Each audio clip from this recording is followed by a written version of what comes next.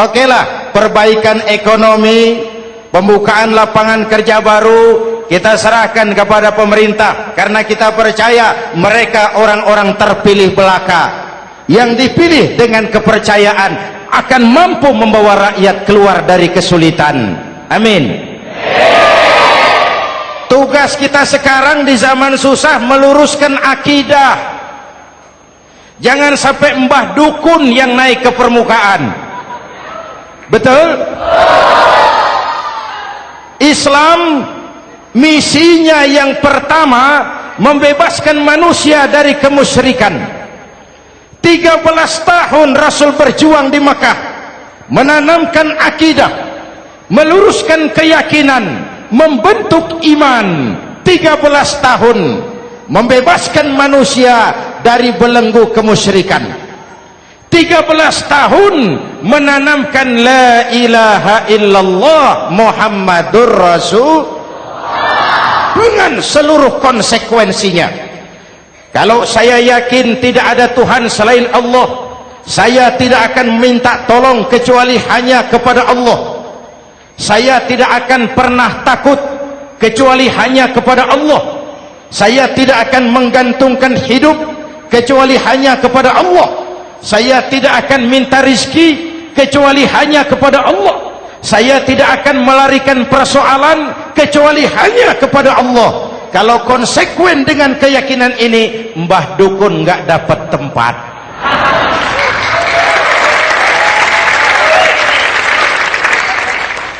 Akur? Ayo lihat secara sederhana. Saya sandaran di tiang, tiangnya ambruk, sayanya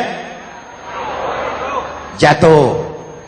Saya sandaran di tembok, temboknya runtuh, saya juga runtuh. Saya sandaran kepada orang kaya, dia jatuh miskin, saya bangkrut. Saya sandaran kepada jenderal, dia pensiun, saya selesai. Tapi kalau saya sandaran hanya kepada Allah, Allah tidak akan pernah miskin, Allah tidak akan pernah lumpuh, Allah tidak akan pernah terpuruk, dan Allah tidak akan pernah berkurang kekuasaannya.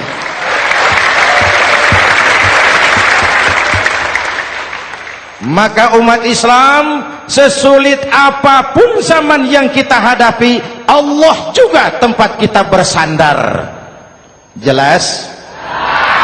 Selama ini kita iman dalam ucapan tapi sekuler dalam perbuatan. Di masjid ada Allah, di kantor Allah tidak ada, maka korupsi merajalela.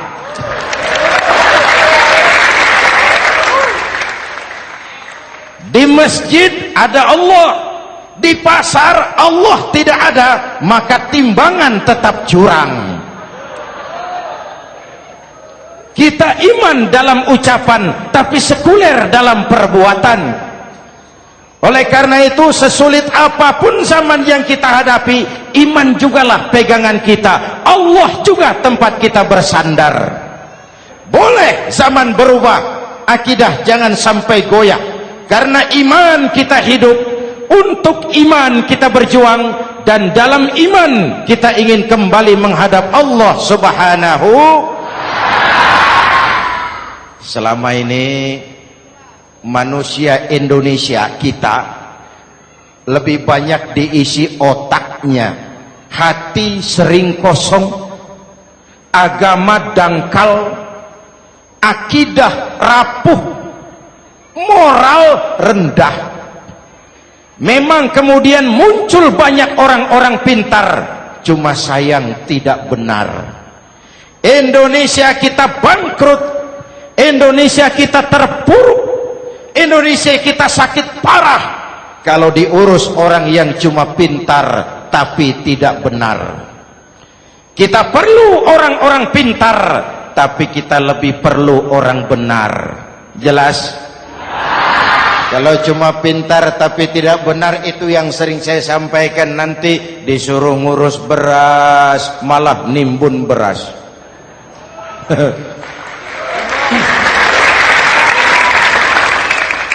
Disuruh ngurus laut malah jadi bajak laut. Disuruh ngurus hutan rame-rame jadi orang hutan.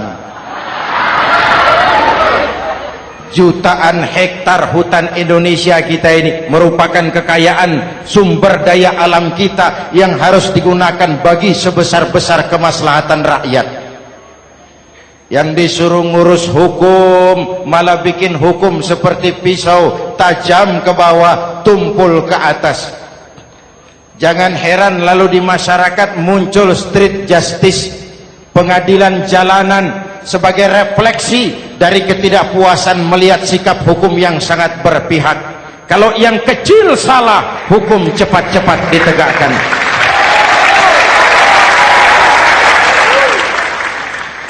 Lihat saja sekarang ini kalau orang terkenal banyak uang punya masalah, antri yang bela. Betul. Tapi saudara lihat si Marsinah di Jawa Timur, si Sengkon dan Karta di Jawa Barat, si Udin Bernas wartawan Jogja terseok-seok mencari keadilan, sampai hari ini urusannya masih remeng-remeng. Kenapa bisa begitu? Jawabannya sederhana, tidak ada fulus. Ada fulus mulus, tidak ada fulus manfus. Betul. Jangan sampai para penegak hukum kita terjebak pada lagu baru, maju tak gentar membela yang bayar. Biar bertentangan dengan nurani, biar bertentangan dengan public opini, biar bertentangan dengan rasa keadilan. Siapa yang bayar itulah majikan. Mau benar atau salah, belain terus. Kalau seperti inilah hukum kita, mafioso keadilan akan tetap gentayangan.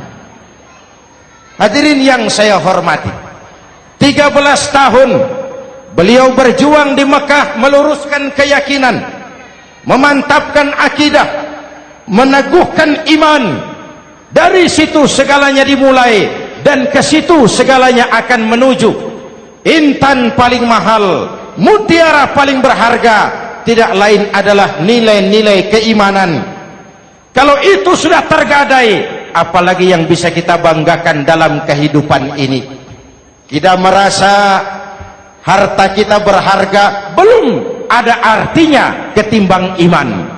Kedudukan kita punya nilai pun belum ada artinya ketimbang dengan nilai-nilai keimanan. Itu intan paling mahal, itu mutiara paling berharga. Harta baru ada manfaatnya kalau dilandasi dengan iman. Jabatan dan kedudukan baru terasa gunanya kalau dilandasi dengan keimanan. Kalau jabatan lepas dari iman, yang akan lahir Fir'aun baru. Jelas? Kalau harta terlepas dari iman, yang akan muncul adalah konglomerat Korun.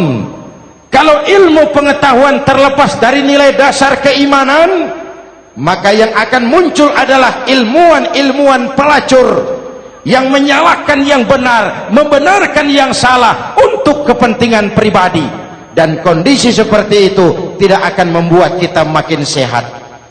Oleh karena itu, pada kesempatan ini, pesan pertama saya, menghadapi zaman susah, tetap jaga akidah, tetap pelihara keyakinan. Kesulitan bukan untuk ditakuti, untuk diatasi. Hidup adalah kerja keras, bukan keajaiban. Perubahan tidak akan datang hanya dengan simsalabim abragadabra. Perubahan tidak akan muncul hanya dengan berandai-andai. Perubahan tidak akan turun dari langit seperti turunnya embun di waktu malam. Perubahan adalah kerja keras, sehingga Al-Quran membimbing kita, innallaha la yughayyiru ma biqaumin hatta yughayyiru ma bi anfusihim. Allah tidak akan mengubah keadaan suatu bangsa kalau mereka tidak mau mengubah apa yang ada di dalam diri mereka. Yang ada di dalam diri itu rule of thinking, state of mind, cara kita berpikir, cara kita memandang kehidupan, cara kita mengatasi persoalan. Hadirin yang saya hormati, inilah iman. Berangkat dari ini kita menyadari ini ujian buat kita rakyat. Dan kita rakyat Indonesia ini kalau sama susah sih sudah kenyang. Ya Pak? Ya Pak? Kita ini sebagai bangsa mengalami apa yang disebut oleh Bung Karno up and down, naik turun, timbul tenggelam, pasang surut. 350 tahun dijajah oleh Belanda, kita susah. Berangkat Belanda masuk Jepang, susah lagi.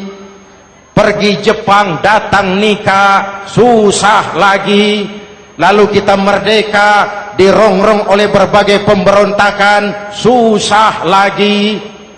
Makan bulgur, antri minyak. Lalu PKI berontak, susah lagi. Muncul orde baru, lama-lama susah lagi. Orde baru selesai, naik reformasi, mulai repot nasi, susah lagi.